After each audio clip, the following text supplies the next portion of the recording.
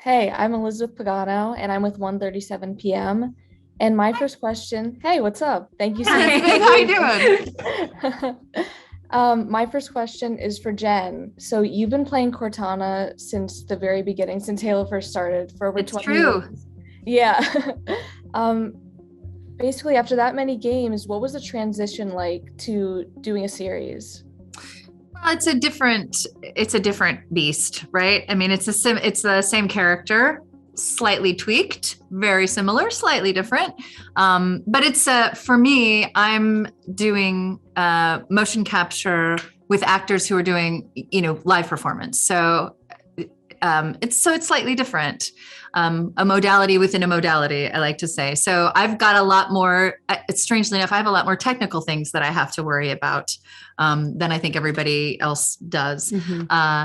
So it's fun. It's another different step for me, which I'm really enjoying doing it. I was saying earlier, it's like a parallel step. Like I'm hoping the video game, we're continuing with that, right? But like also, this is a different kind of exploration of this character technically and emotionally. So it's really fun. Yeah, I'm enjoying it. That's awesome. And Yerin, my question is for you.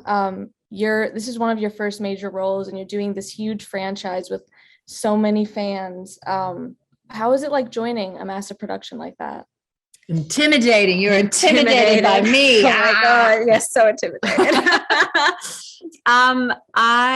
You know what's funny? I actually tried to not think about that too much.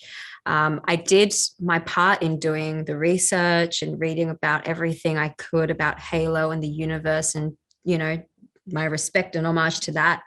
And then there was a point where I kind of had to let it go and kind of just focus on Kwan, this new character, and what her purpose is, or what she's trying to say, why she's there in the story, why she's there with Master Chief. And I just kind of really focused on that. Otherwise, I think I would go into a panic attack. Right.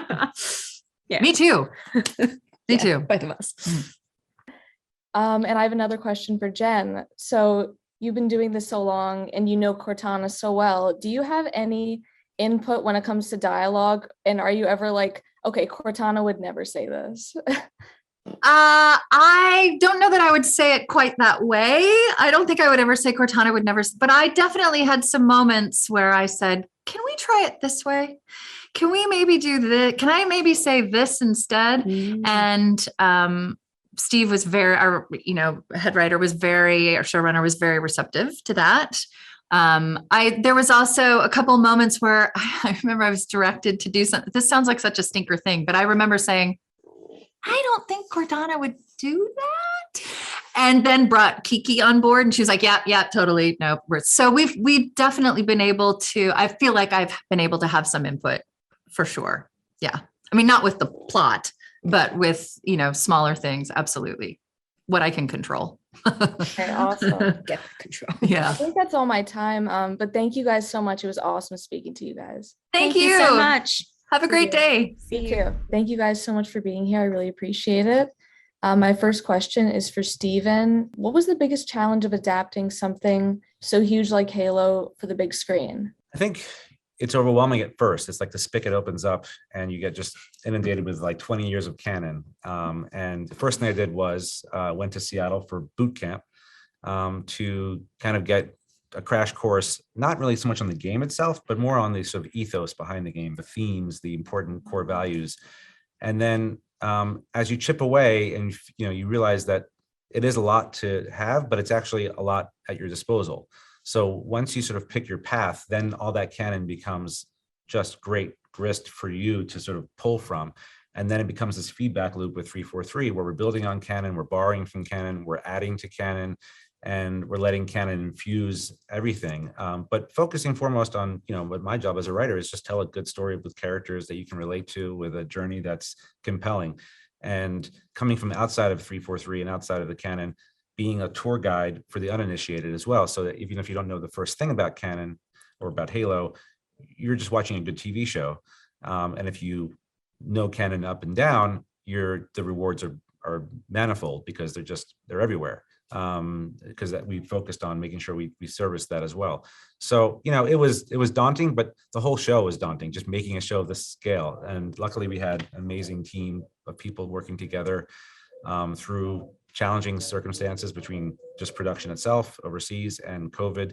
And I think they did a marvelous job, and it was just a joy every step of the way. Awesome, thank you. And my next question is for Kiki. Did you take any inspiration from Halo: The Fall of Reach or Halo 4? Yeah, I mean, I think those are actually both really good examples. I think we looked across all of those things. But what I would say is with Halo 4, and I've always been particularly passionate about sort of narrative in video games and different narrative structure. And so I think with Halo 4, we really tried to dig a little bit more into Chief and his relationship with Cortana and sort of his state of mind, and maybe starting to question, sort of what his role is as a leader of men and women and in the UNSC. And so I think there was such a strong drive coming out of that to be able to really dig into that more and dig into it in a different way, which I think was a big driver of, let's use this opportunity to tell a story about the Master Chief and about John, and get into the internal workings a little bit more, and actually be able to watch and experience him learning more about his humanity and what his place is, and maybe questioning some of those, some of the things that he learns about himself.